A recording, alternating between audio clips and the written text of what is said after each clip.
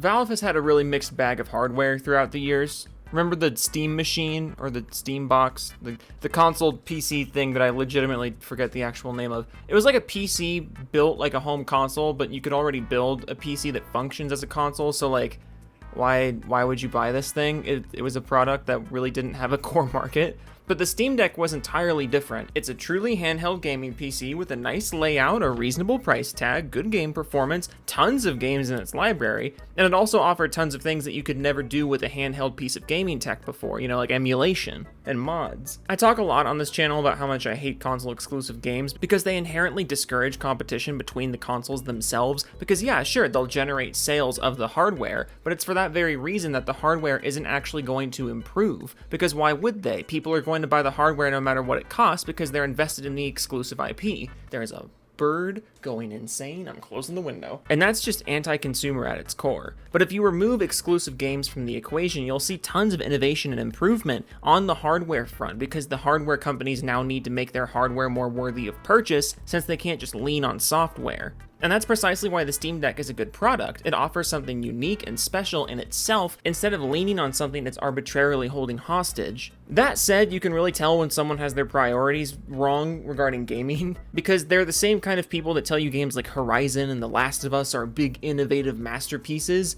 basically just because they look nice. Because their view on gaming is entirely dictated by the company that makes the platform they like to play on. And if that company tells you the game is amazing and innovative, you're like, oh yeah, of course it is. They said it was, why wouldn't it be? And then people like that eventually slither their way onto the PC and bring that stupid perspective with them, and some of them even manage to get jobs as PC gaming journalists without anyone noticing. This article was sent to me by a viewer on Twitter, and it's from PCGamesN.com. I have no idea what the N stands for, but I'm choosing to believe it stands for Norman Osborn, for no other reason than it makes me think of Raimi Spider-Man memes, and that is my happy place. I'm something of a scientist myself. What? Hello, you're fired. Article is titled, "The Steam Deck is Missing an Important Element, Exclusives." And with the title that fundamentally stupid, I think we're going to have some trouble finding anything redeeming in here, chat. The article was written by Ryan Easby, which is good because ripping it apart will be Ryan EZ.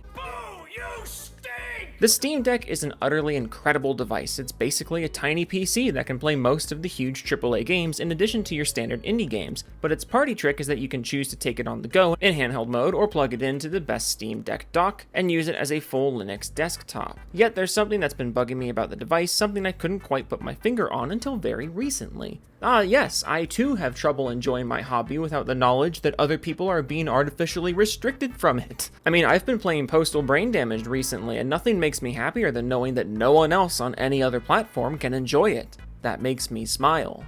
Except no, I don't think like that, because I'm not an asshole. It didn't hit me until playing Crisis Core Final Fantasy VII Reunion, which is the longest goddamn title ever, which is a remaster of a former PSP exclusive, that the Steam Deck doesn't have the same system seller exclusives you'd expect from a new console. PlayStation has God of War, The Last of Us, and Ratchet & Clank. Awkward, all three of those are on PC. Xbox has Halo, every single Bethesda game now, and Forza. Again, all of those are on PC, what the hell? Nintendo has Pokemon, Mario, Zelda, Kirby, and several more. What does the Steam Deck have as a system seller? Aperture Desk Job? It's something I've been thinking about for quite a while now, and I feel like I know why it's been bugging me. Well, aside from the fact that, again, like half the games that you listed there as exclusives were actually multi-platform, but isn't the fact that there aren't any exclusive on the Steam Deck a good thing? Because it's still succeeding with flying colors, and it doesn't need to gimmick people onto the platform.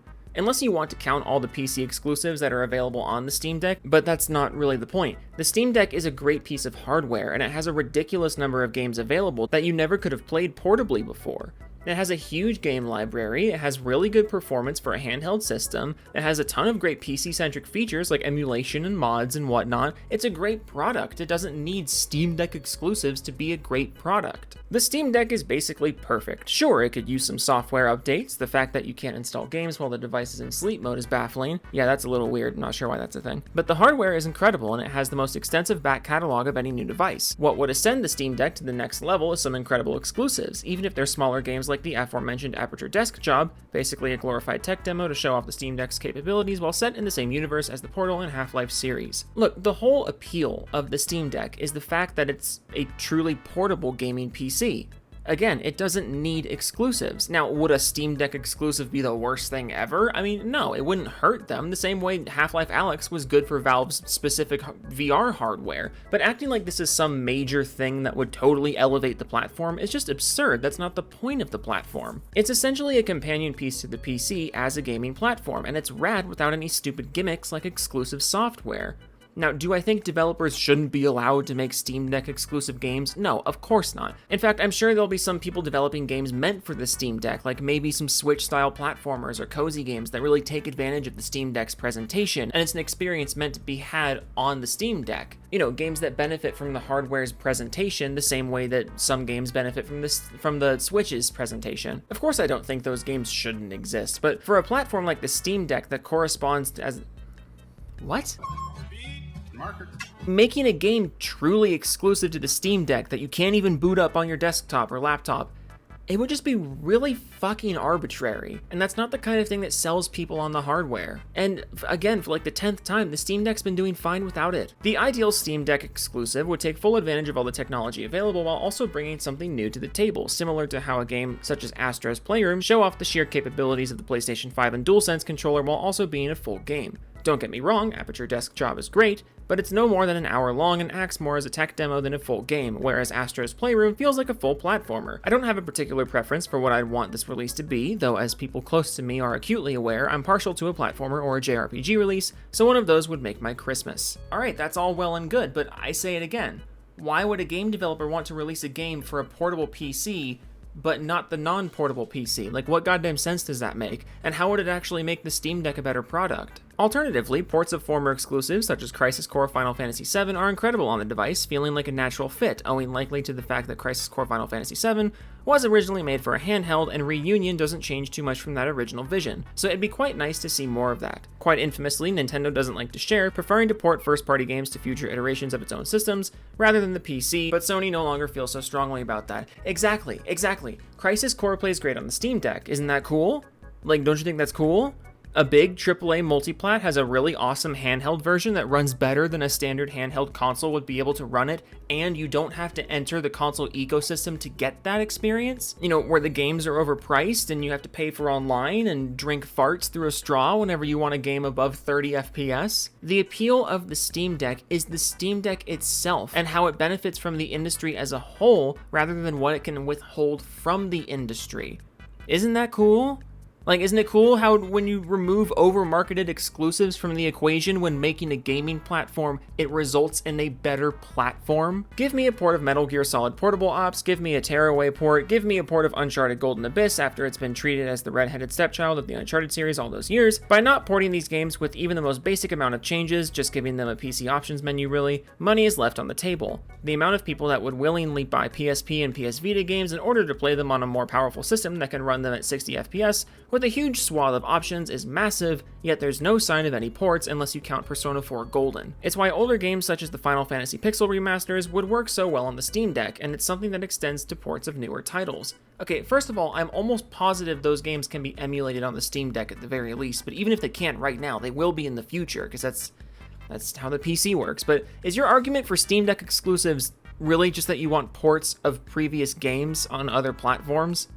So you want PC ports of previous handheld games, but you want to artificially restrict them from the base PC just so they can only be played on the Steam Deck. Are you made of fucking sourdough? Like, what's the point of that? Come on, Sony, give us a sign of respect for your handheld library. Failing that, come on, Valve, give us a nice Steam Deck exclusive that takes full advantage of the system. It doesn't necessarily have to be Portal 3 and Half-Life 3 necessarily.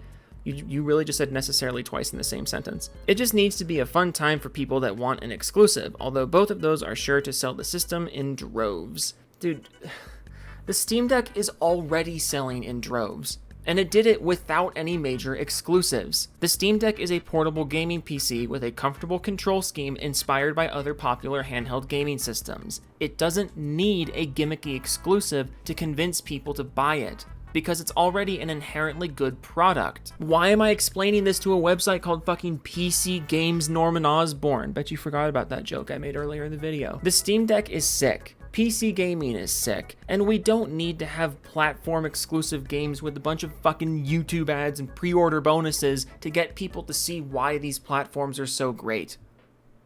Toodles.